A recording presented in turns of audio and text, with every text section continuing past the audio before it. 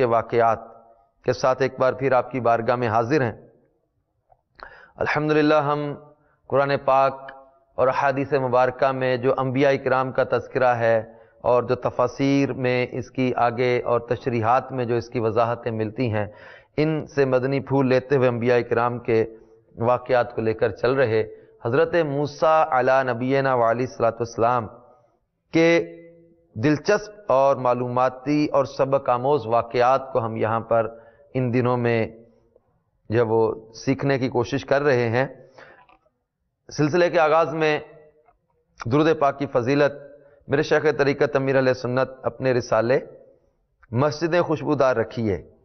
اس کے آغاز میں الترغیب و ترہیب کی دوسری جلد کے صفحہ 328 سے ایک حدیث پاک نقل کرتے ہیں کہ اللہ کے محبوب دانۂ غیوب منزہ عن العیوب صلی اللہ تعالی علیہ وآلہ وسلم کا فرمان عالی شان ہے،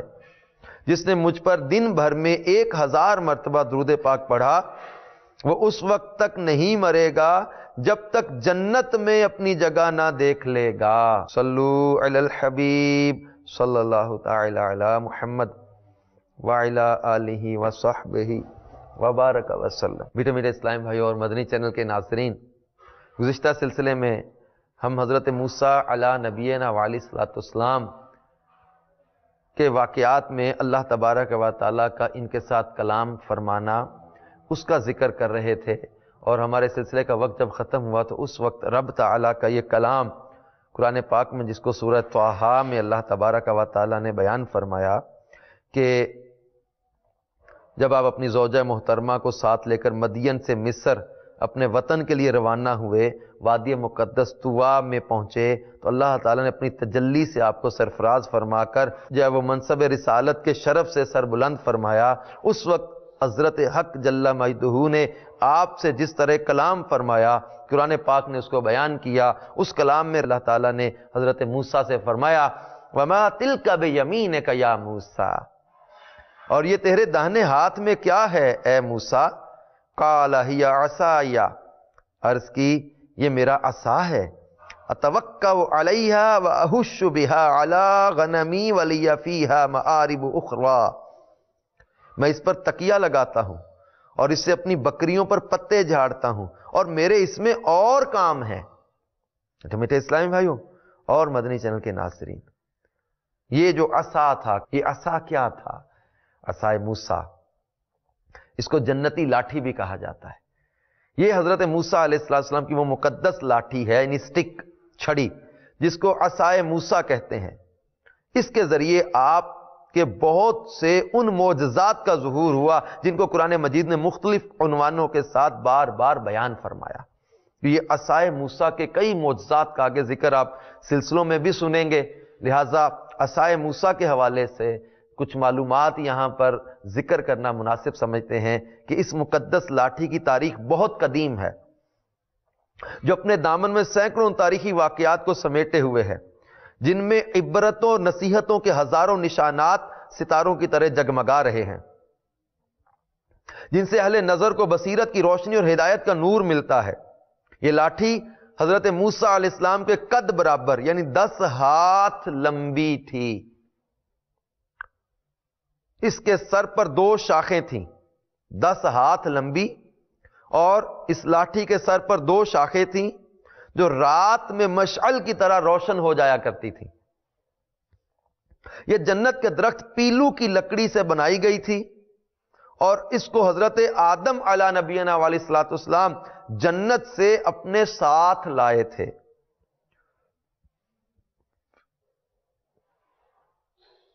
چنانچہ حضرت سید علی احیوروی نے فرمایا، تفسیر ساوی کی پہلی جلد کے صفحہ 69 پر سورہ بقرہ کی تفسیر میں ہے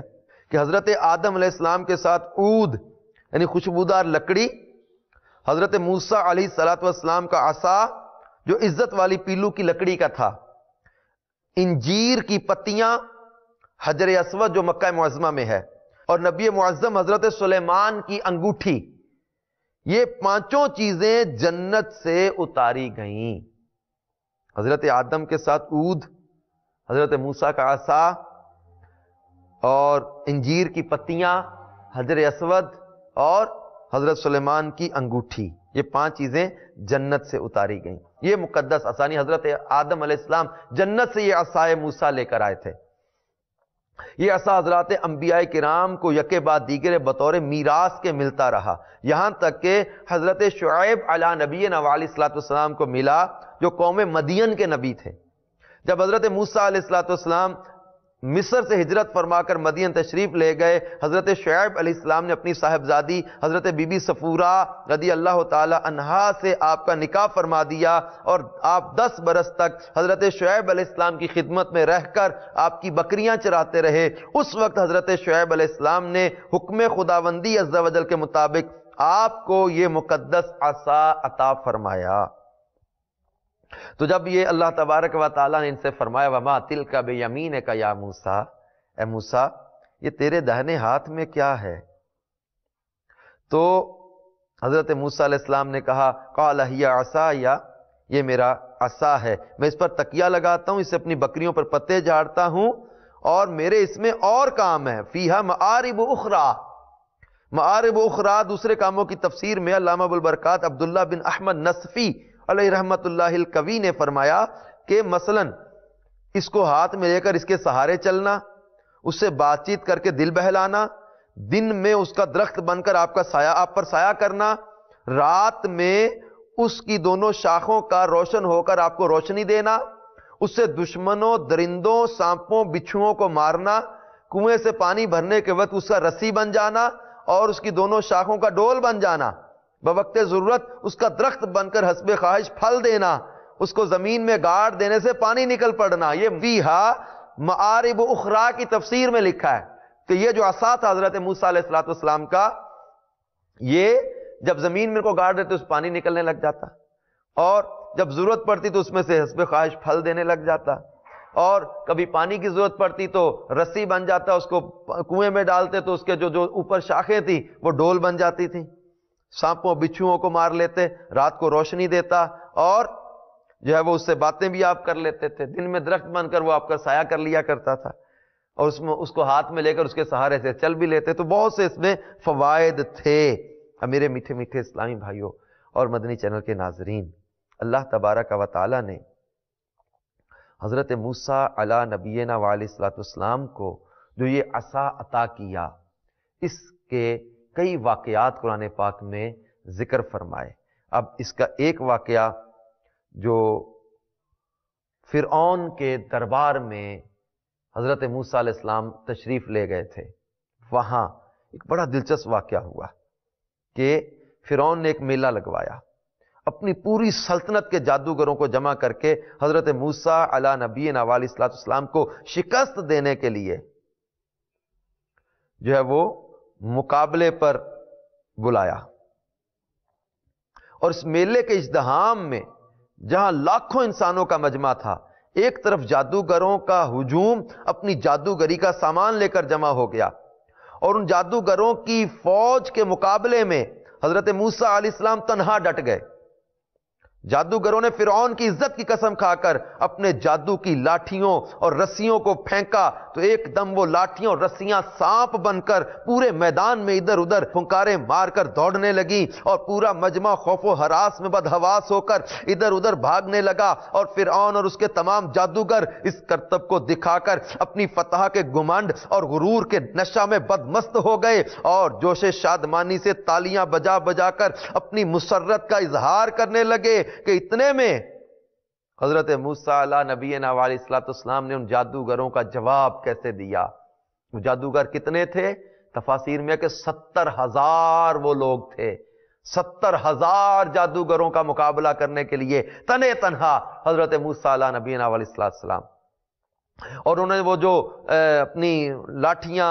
وغیرہ جو رسیاں پھینکی تھی وہ سانپ بن کر جب میدان میں ہلنے لگیں، ہجوم میں ایک ہلچل مچ گئی، شور مچ گیا، فرعون اور اس کے لوگ خوشی سے تالیاں بجانے لگے کہ ہم نے حضرت موسیٰ علیہ السلام کو حیران کر دیا، مجمع پریشان کر دیا، اور خوشی سے اپنی فتح کا جشن منانے لگے۔ حضرت موسیٰ علیہ السلام نے اللہ تبارک و تعالی کے اذن سے اپنا عصا، یعنی اپنی اس مقدس لاٹھی کو ان سانپوں کے ہجوم میں ڈال دیا۔ تو یہ لاٹھی ایک بہت بڑا اور نہایت ہیبت ناک اژدہا بن کر جادوگروں کے تمام سانپوں کو نگل گیا۔ میٹھے میٹھے اسلامی بھائیوں اور مدنی چینل کے ناظرین، جب یہ معجزہ دیکھا تو تمام جادوگر اپنی شکست کا اعتراف کرتے ہوئے سجدے میں گر پڑے اور بآواز بلند یہ اعلان کرنا شروع کر دیا کہ آمنا برب ہارون و موسیٰ،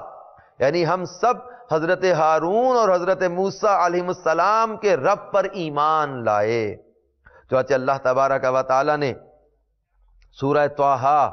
آیت نمبر 65 تا 70 میں اس کا ذکر کیا۔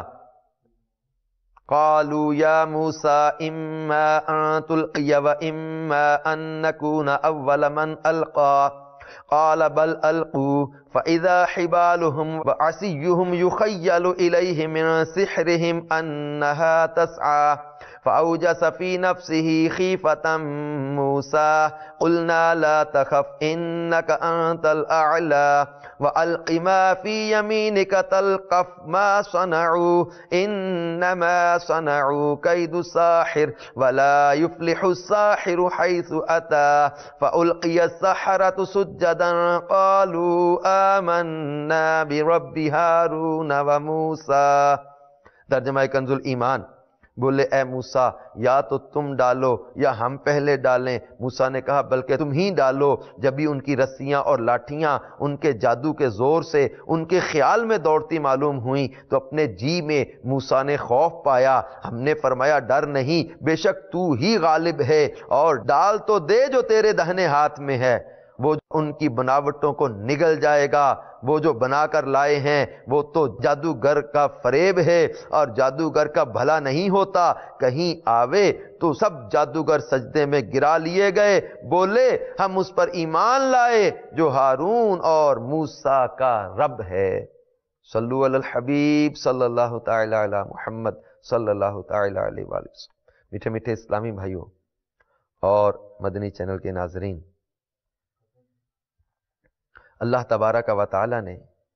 حضرت موسیٰ علیہ نبینا و علیہ الصلوۃ والسلام کے عصا کی شان کو یہاں بیان کیا۔ تو اب فرعون نے جب اپنے جادوگر اکٹھے کیے، جمع کیے، اور ایک مجمع لگایا ہوا تھا، اس میں حضرت موسیٰ علیہ نبینا و علیہ الصلوۃ والسلام ان کے مقابلے کے لیے گئے کہ یہ فرعونیوں کا کوئی خاص میلہ تھا جہاں یہ سب لوگ کر خوشیاں مناتے تھے، اور حضرت موسیٰ علیہ السلام مقابلے کے لیے کفار کے میلے میں گئے، جیسے حضرت ابراہیم علیہ السلام بت شکنی کے لیے بت خانے میں گئے، یعنی اس کا مقابلہ اور مناظرے کا اس نے وقت رکھ لیا۔ حضرت موسیٰ علیہ السلام نے ان کو حق کی دعوت دی، نیکی کی دعوت دی، ان لوگوں نے مقابلہ مناظرے کا سما بنا دیا۔ اب حضرت موسیٰ علیہ السلام کے سامنے فرعون نے اپنا مجمع اکٹھا کیا۔ اس کو اللہ تبارک و تعالیٰ نے فرمایا فَتَوَلَّى فِرْعَوْنُ فَجَمَعَ كَيْدَهُ ثُمَّ أَتَى، تو فرعون پھرا اور اپنے داؤں اکٹھے کیے۔ تو یہ 72,000 جادوگر ان کا سامان، یہ تفسیر نور العرفان میں ہے کہ وہ 72,000 جادوگر ان کا سامان تھا۔ ان سے موسیٰ نے کہا تمہیں خرابی اللہ پر جھوٹ نہ باندھو، یعنی معجزوں کو جادو نہ بتاؤ کہ یہ جھوٹ ہے۔ اور حضرت موسیٰ علیہ السلام نے ان سے یہ بھی فرمایا کہ وہ تمہیں عذاب سے ہلاک کر دے، اور بے شک نامراد رہا جس نے جھوٹ باندھا۔ یعنی یہ پتا چلا کہ اللہ کے نبیوں پر جھوٹ کی نسبت کرنا اور پیغمبر کی تو جھوٹ کی نسبت کرنا رب تعالیٰ پر جھوٹ باندھنا ہے۔ اور یہ بھی پتا چلا کہ نبی کی نافرمانی عذاب الہی کا سبب ہے۔ دیکھو اب تک فرعونی اور فرعون کفر و شرک کرتے تھے مگر ان پر عذاب نہ آیا۔ موسیٰ علیہ السلام فرما رہے ہیں کہ اب عذاب آ جائے گا کیونکہ تم مجھ سے سرتابی کرتے ہو۔ تو بعض جادوگر بولے کہ موسیٰ علیہ السلام ہماری طرح ہی جادوگر ہیں، اور بعض نے کہا کہ نہیں وہ سچے نبی ہیں۔ وہ جادوگروں کا کلام ایسا دلکش اور سچا نہیں ہوتا، یا مقابلہ کی نوعیت میں آپس میں جھگڑنے لگے کہ کس طرح ان کا مقابلہ کرے اور ہماری فتح ظاہر ہو۔ تو اب حضرت موسیٰ علیہ نبینا علیہ الصلوۃ والسلام کے سامنے یہ 72 صفیں بنی، ان کی ایک 1000 لوگ تھے، ایک صف میں 72,000 یہ جادوگر جو ہے وہ ہر صف میں 1000 جادوگر تھے، 72 صفیں بن کر سامنے آئیں، اور حضرت موسیٰ علیہ نبینا علیہ الصلوۃ والسلام کے سامنے انہوں نے جو اپنی جادو کا وہ منظر کیا، اپنے خیال میں جناب وہ سانپ بنے اور لاٹھیاں اور جو رسیاں تھیں، حضرت موسیٰ علیہ نبینا علیہ الصلوۃ والسلام نے جب عصا ڈالا تو حضرت موسیٰ علیہ الصلوۃ والسلام کے عصا کا عالم یہ تھا کہ یہ جیسے ہی انہوں نے عصا ڈالا تو وہ سارے کے سارے سانپوں کو کھا گیا۔ انہیں جو سانپ نظر آ رہے تھے آپ کا عصا وہ سارے جو فرعونیوں کے بنائے ہوئے سانپ تھے ان کو نگل گیا، تو وہ جتنے بھی جادوگر تھے وہ سب کے سب جو ہے وہ کہنے لگے کہ ہم موسیٰ علیہ السلام اور ہارون علیہ السلام کے رب پر ایمان لائے۔ اب میٹھے میٹھے اسلامی بھائیوں اور مدنی چینل کے ناظرین، حضرت موسیٰ علیہ نبینا علیہ الصلوۃ والسلام کہ عصا کا ہی ذکر چل رہا ہے، ان کے عصا کے آج واقعات ہم یہاں پر جاننے کی کوشش کر رہے،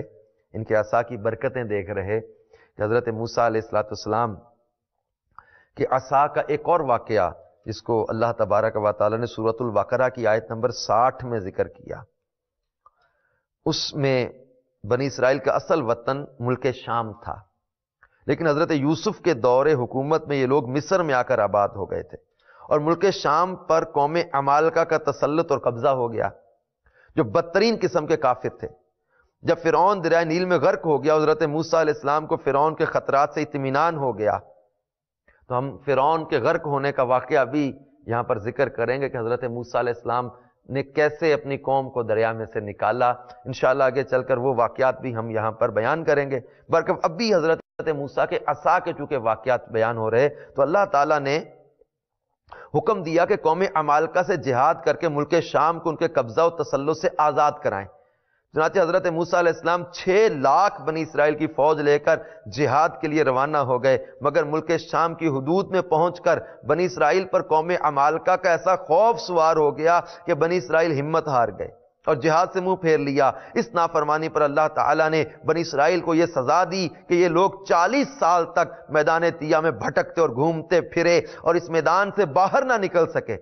حضرت موسیٰ علیہ السلام بھی ان لوگوں کے ساتھ میدان طیہ میں تشریف فرما تھے۔ جب بنی اسرائیل اس بے آب و گیاہ میدان میں بھوک و پیاس کی شدت سے بے قرار ہو گئے تو اللہ تبارک و تعالی نے حضرت موسیٰ علیہ السلام کی دعا سے ان لوگوں کے کھانے کے لیے من و سلوا آسمان سے اتارا۔ من شہد کی طرح کا ایک قسم کا حلوہ تھا اور سلوا بنی ہوئی بٹیریں تھیں۔ کھانے کے بعد جب یہ لوگ پیاس سے بےتاب ہونے لگے، ابھی من و سلوا آسمان سے اترا ان کے لیے،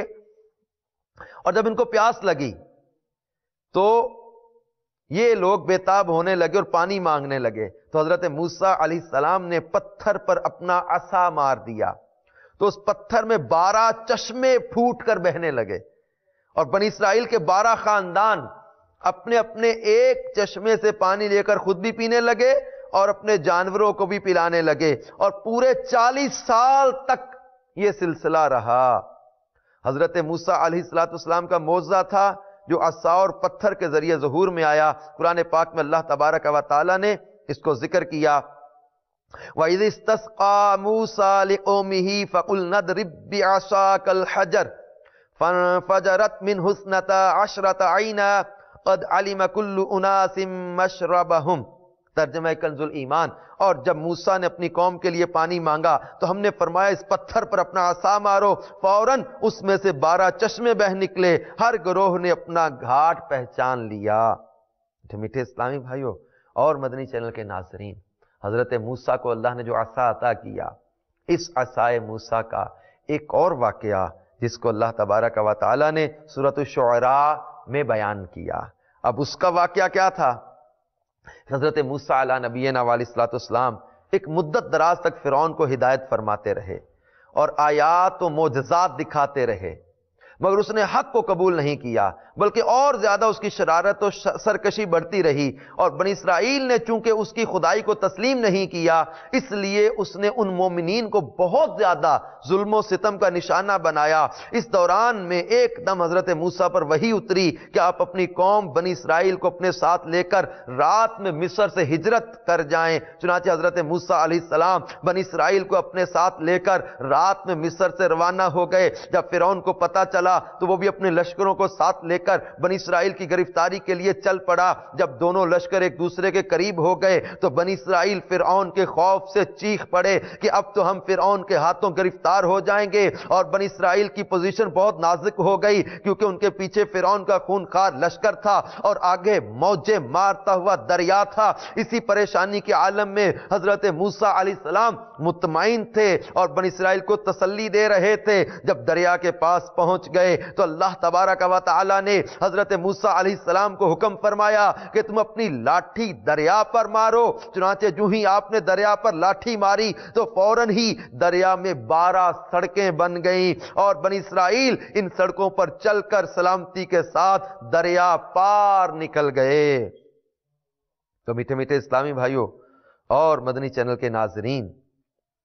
اللہ تبارک و تعالی نے اس واقعہ کو بیان کیا، ترجمہ کنز الایمان۔ پھر جب آمنا سامنا ہوا دونوں گروہوں کا، موسیٰ والوں نے کہا ہم کو انہوں نے آ لیا۔ موسیٰ نے فرمایا یوں نہیں، بے شک میرا رب میرے ساتھ ہے، وہ مجھے اب راہ دیتا ہے۔ تو ہم نے موسیٰ کو وہی فرمائی کہ دریا پر اپنا عصا مار، تو جب بھی دریا پھٹ گیا تو ہر حصہ ہو گیا جیسے بڑا پہاڑ، اور وہاں قریب لائے ہم دوسروں کو، اور ہم نے بچا لیا موسیٰ اور اس کے سب ساتھ والوں کو۔ میٹھے اسلامی بھائیوں اور مدنی چینل کے ناظرین،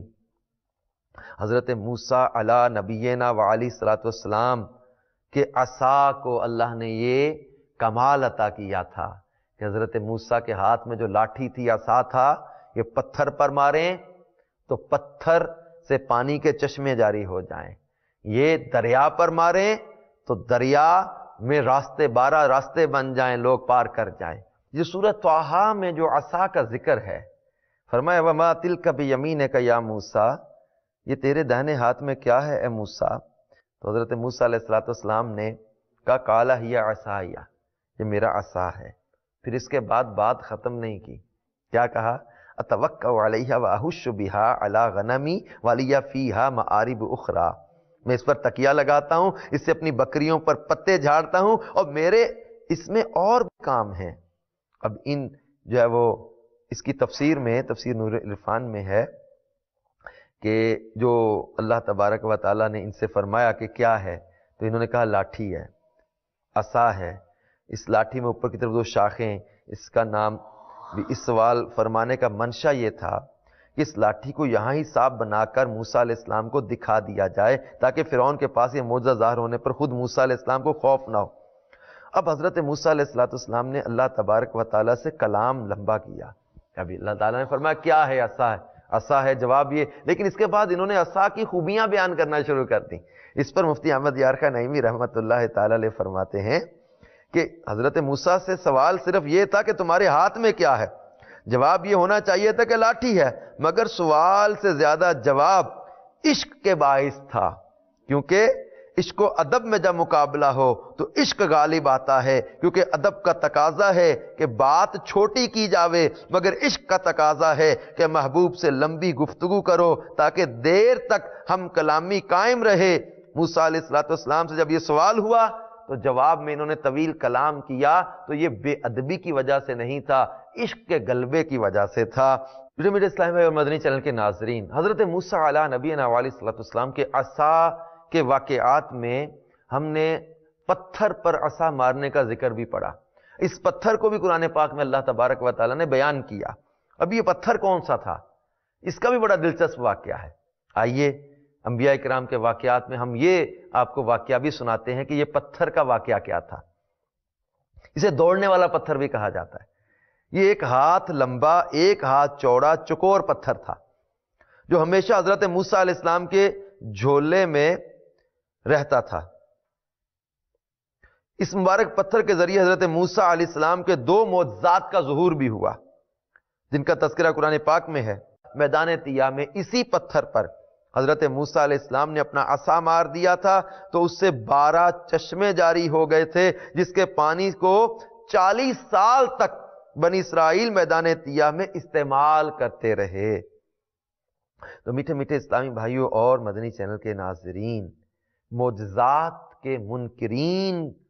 جو ہر چیز کو اپنی ناقص عقل کی عینک سے دیکھا کرتے ہیں، اس پتھر سے پانی کے چشموں کا جاری ہونا محال قرار دے کر اس معجزہ کا انکار کرتے اور کہتے ہیں کہ ہماری عقل اس کو قبول نہیں کر سکتی کہ اتنے چھوٹے سے پتھر سے 12 چشمے کیسے جاری ہو گئے. حالانکہ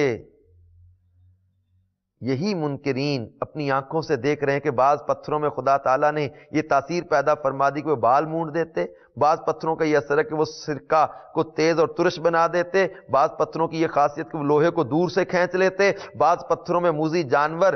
بھاگ جاتے ہیں، بعض پتھروں سے جانوروں کا زہر اتر جاتا ہے، بعض پتھر دل کی دھڑکن کے لیے تریاک ہیں، بعض پتھروں کو نہ آگ جلا سکتی ہے نہ گرم کر سکتی ہے، بعض پتھروں سے آگ نکل پڑتی ہے، بعض پتھروں سے آتش فشاں پھٹ پڑتا ہے. تو جب خدا تعالیٰ نے پتھروں میں قسم قسم کے اثرات پیدا فرما دیے ہیں تو پھر اس میں کون سی خلاف عقل اور محال بات ہے کہ حضرت موسیٰ علیہ السلام کے اس پتھر میں اللہ تعالیٰ نے یہ اثر بخش دیا اور اس میں یہ خاصیت عطا فرما دی کہ وہ زمین کے اندر سے پانی جذب کر کے چشموں کی شکل میں باہر نکالتا رہے، یا اس پتھر میں یہ تاثیر ہو کہ جو ہوا اس پتھر سے ٹکراتی ہو وہ پانی بن کر مسلسل بہتی رہے. یہ خداوند قادر و قدیر کی قدرت سے ہرگز نہ کوئی بعید ہے، نہ محال، نہ خلاف عقل. لہذا اس معجزہ پر ایمان لانا ضروریات دین میں سے ہے اور اس کا انکار کفر ہے. میٹھے میٹھے اسلامی بھائیوں اور مدنی چینل کے ناظرین، حضرت موسیٰ علیہ نبینا علیہ الصلوۃ والسلام کو اللہ تبارک و تعالیٰ نے یہ معجزات عطا فرمائے اور آپ کو عصا اور پتھر کا جو یہ معجزہ عطا کیا، اس کے ذریعے اللہ تبارک و تعالیٰ نے ان کی شان و عظمت کو لوگوں میں ظاہر کیا. تو اللہ تبارک و تعالیٰ ہم اپنے سارے نبیوں سے ہمیں پیار نصیب فرمائے، ان کے معجزات، ان کے کمالات کو دل و جان سے ماننے والا بنائے، دعوت اسلامی کے مدنی ماحول سے وابستہ رہیں، مدنی قافلوں میں سفر کرتے رہیں گے. انبیاء کرام کی عظمت دل میں بیٹھتی چلی جائے گی، انبیاء کرام کی محبت بھی ملے گی، ان کی اطاعت کا جذبہ بھی ملے گا، اور امام الانبیاء صلی اللہ تعالی علیہ وآلہ وسلم کے معجزات و کمالات بھی اللہ تبارک و تعالیٰ کی رحمت سے دل میں گھر کرتے چلے جائیں گے، اور ان کی عظمت دل میں آئے گی، ان کی محبت دل میں آئے گی، ان کی اطاعت کا جذبہ بڑھے گا. مدنی قافلوں کی برکت سے، مدنی انعامات کی برکت سے، دعوت اسلامی کے ہفتہ وار اجتماعات کی برکت سے الحمدللہ عز و جل یہ سعادتیں ملا کرتی ہیں کہ سرکار مدینہ صلی اللہ تعالی علیہ وسلم کی اطاعت کا جذبہ ملا کرتا ہے. دعوت اسلامی کے ماحول سے وابستہ رہیں گے تو انشاءاللہ تبارک و تعالی یہ ادب اور احترام بھی انبیاء کا دل میں پیدا ہوگا اور اطاعت کا جذبہ بھی بڑھے گا. اللہ تعالی ہمیں عمل کی توفیق عطا فرمائے. آمین بجاہ النبی الامین صلی اللہ تعالی علیہ وآلہ وسلم. انبیاء کو بھی اجل آنی ہے، مگر ایسی کہ فقط